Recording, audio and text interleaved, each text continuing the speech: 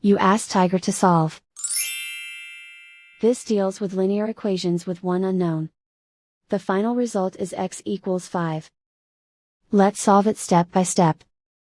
Group all x terms on the left side of the equation. Subtract 9x from both sides. Group like terms. Simplify the arithmetic. Group like terms. Simplify the arithmetic. Group all constants on the right side of the equation. Add 13 to both sides.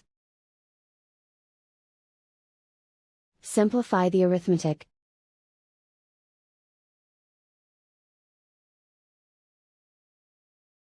Isolate the x. Divide both sides by -2. Cancel out the negatives. Simplify the fraction. Cancel out the negatives. Find the greatest common factor of the numerator and denominator. Factor out and cancel the greatest common factor.